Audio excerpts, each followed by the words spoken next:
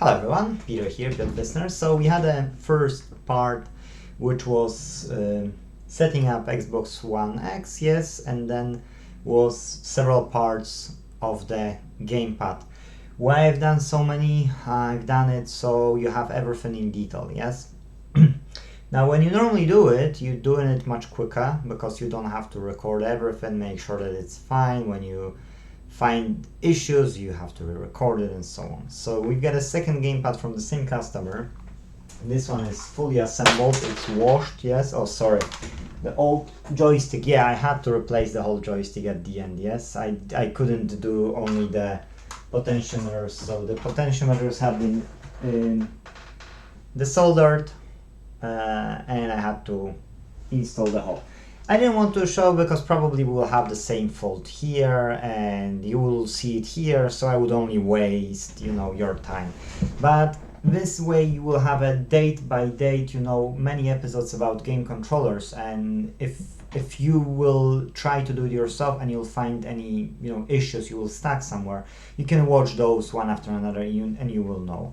So okay, because I've showed on the other part how to disassemble it, yes, I won't be doing it. I will just pause now, and I can't book this as I've got no sticker, yes, and I've got sticker only from the other one somewhere here. Oh, I've stuck that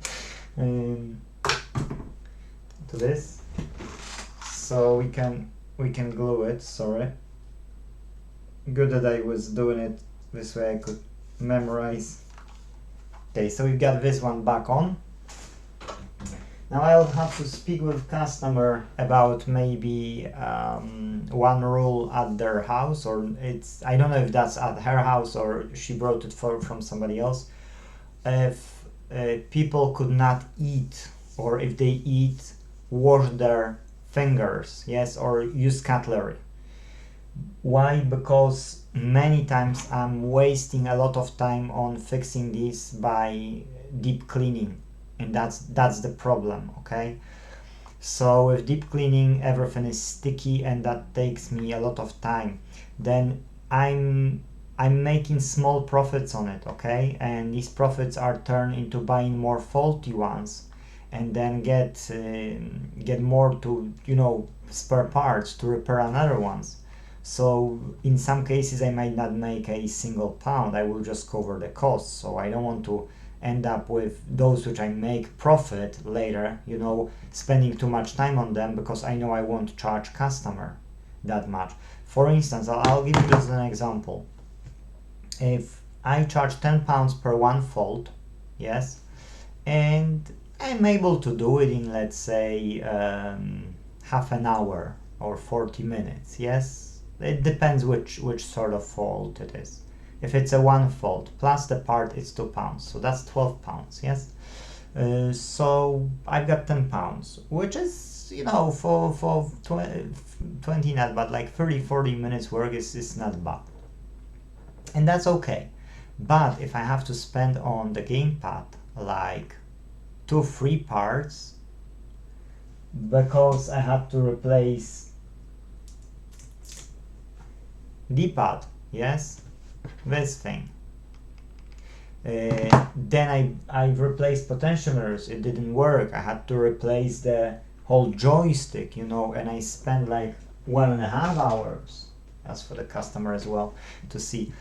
And if I spend on it 1.5 hours, and if I'll make 10 pounds profit, and then I'll make a few quid from parts, like few, sometimes not even a few, so it's just literally not worth, because how much I will charge this customer? 30 pounds plus 3 parts for 2 pounds each, that's 36 pounds, and customer can get this controller for like 40 quid, let's say.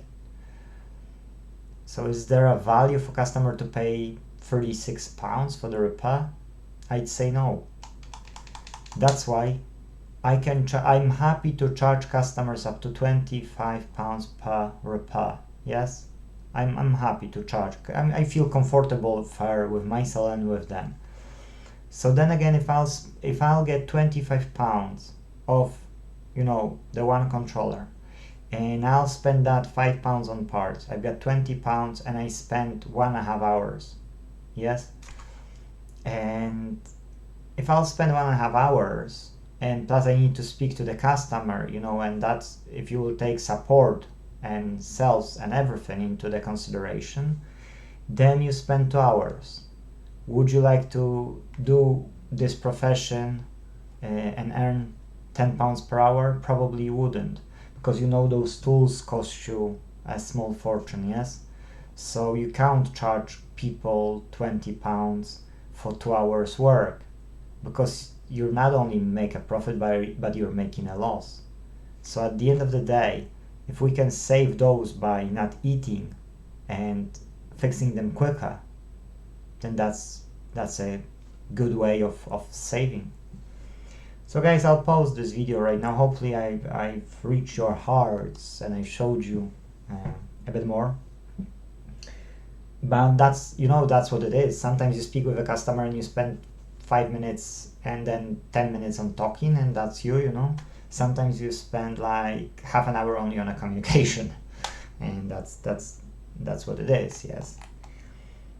Plus other things. So I'd say, you know, what I've said is okay. You everything what I wanted to say, I think I've said. So let me open this one and we will see, because here we had this dodgy USB port at the top, and in that case, you know, we need to see if we need to solder it or replace it, but probably replacing it will be better, and I don't have these ports, okay, so I need to see what I can do about it. See you soon. Okay guys, so you've seen the first one inside, and please look at the second one inside. You see already it's filthy. Okay, so that's what it is. Now with this one, it's filthy as well, yes. Here I see already on my desk. See, that's a filthy one. So that's what I meant, you know. Is it really not possible to not eat or eat with cutlery or something? It is possible. The question is, do we care? Yes. If we don't care, we can go buy each time new controller and pay a lot of money, or have it working for years. That's it. Because I will say to the customer that if she will bring these controllers back again, yes, because I'll put my sticker to the other one. I've got the serial number of the one, and this one which doesn't have, I'll put the sticker and I'll register that sticker, yes. So yeah, it is the same situation what on the other one. So that requires as well a deep clean. Yeah, it has even a hair. Quite a bit of a hair, actually. And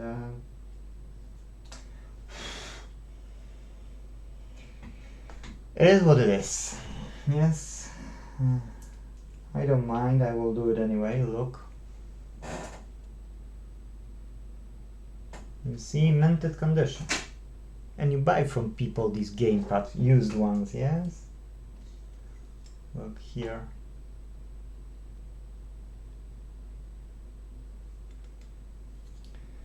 So yeah, let's open it further. I meant to not open it in front of you yet, but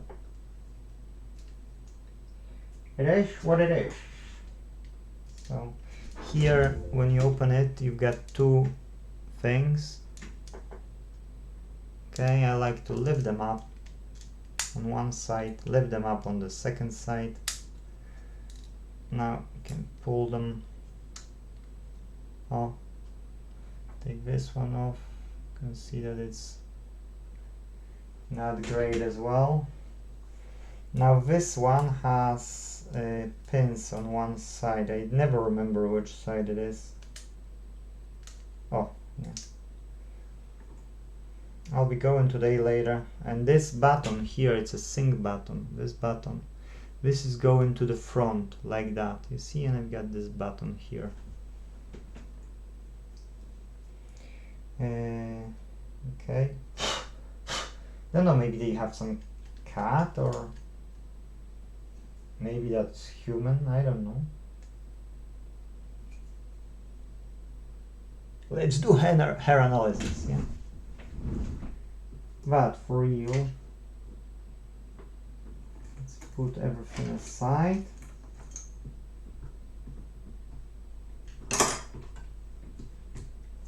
And this port is already, see, it's knackered. Ooh, that's a dead port. And I don't have new port for it, which is a problem. It's not about soldering, guys, with this one. This one is just dead because it's dead, it's just used too often or something.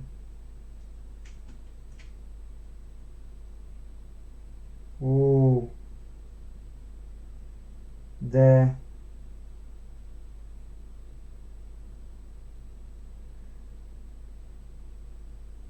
There's no chance that this would work.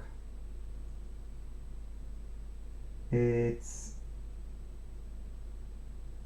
like too wide. I'll show you if I can. Let's see if we can see it.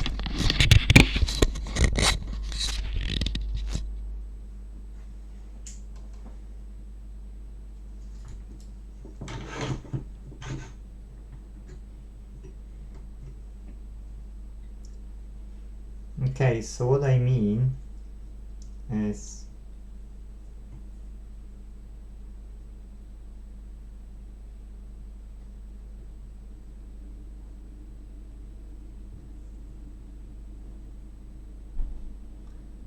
it's widened, okay, but at the top and bottom, and then one pin on the right here, this pin is completely off. Something's wrong with this, like this would break. Somebody would put cable in a quick way, you know, and damage this right side. That's why it can't connect.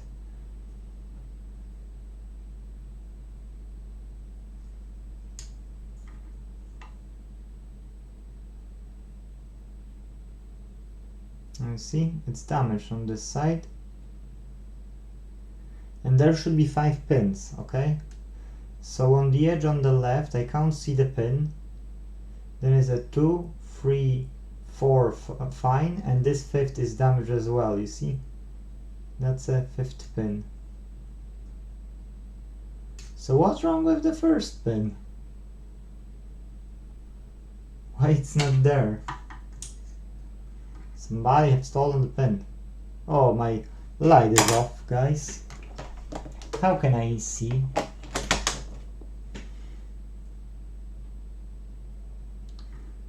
So yeah, I don't know if you can see clearly, okay, but what I'm trying to show here is like this pin, exactly this pin left is missing. This is fine, this is fine, this is fine, and this one is knackered here at the top. Oh, that's loose. No, that's not loose. Okay, maybe it's slightly loose, but that's okay. And plus this one, this no, it is loose. Ooh. Plus this one here is too wide. So okay, so the USB port is just used well over the time. So we need to replace this port, guys. We can't allow, you know, you can't connect to this, and I'll explain you why. If you look at the port from this side, okay? If you look at the port from this side, you've got at the specification of the port, okay? You should have, as far as I remember, okay? Because I might be wrong as well. You've got a 5 volts on the right hand side, so these are grounds. That's a ground, that's a ground. That was, as far as I remember, 5 volts here, 5 volts coming in, and that's where the 5 volts coming in. Okay.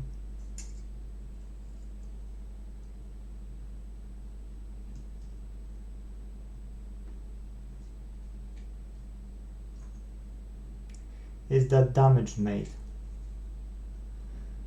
So that's why you can't connect to the 5 volts. And then the other ones are the data. Okay. So yeah, I'll double check on the schematics because I'm talking from top of my head. Okay. So I'll tell you micro USB port. Micro USB port specification. Okay. Wikipedia. Let's get photos, images, and it should be somewhere here. USB micro port. Okay, why we don't have a description? Okay, maybe I should put pin description, not port pin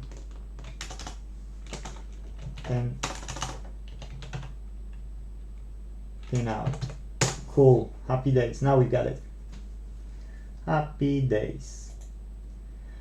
Okay, so as I was saying,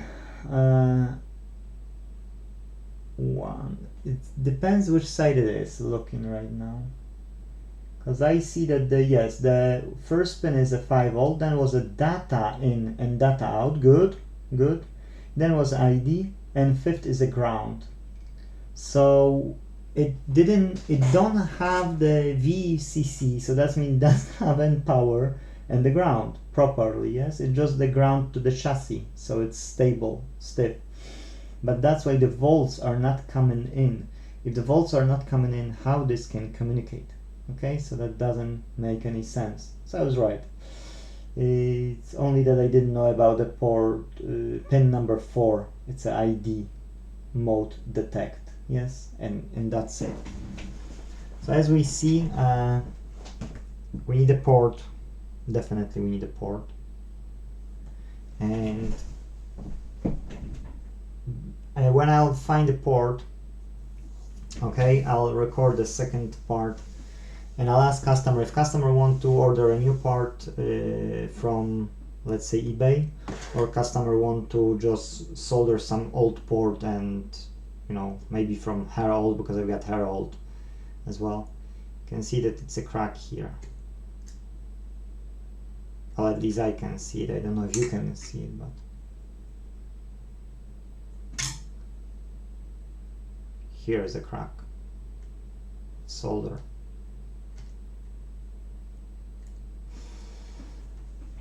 Okay, I'll switch to the webcam again.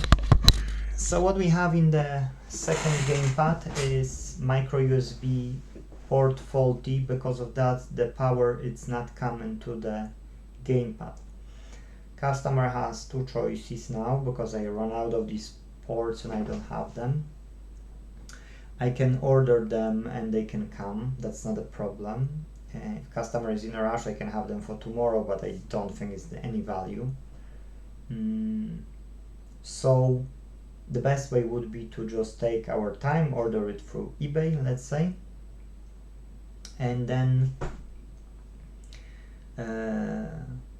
when it will come, solder the old port, solder the new one, and see if we will connect first.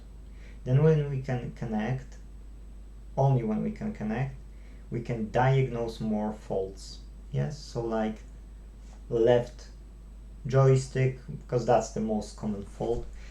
In this one, I will, if customer will agree, I will open it and I will clean it, and we know why, because it's filthy. Yes, so that will be dry for tomorrow, let's say, and I can then wait only on the USB, micro USB port, because I ran out of them, and it's my fault, I didn't order them. Or if customer wants, yes, tomorrow will be dry, I can solder her some old USB port, and that's it. And we can take it from there. Then I can record second episode of this gamepad tomorrow. But today, guys, let's fight for the right to repair. Let's make slightly better world than we have. And thank you, and see you in the part 2 when we will be dealing with the USB port on this gamepad. Thank you. Take care. Bye bye.